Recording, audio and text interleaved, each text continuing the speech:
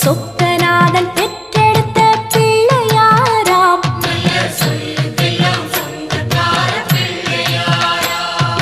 கைலாய மலைய விட்டு தெற்கே வந்தாராம். இந்த பிள்ளையார் பட்டி கண்டு இருந்து விட்டாராம்.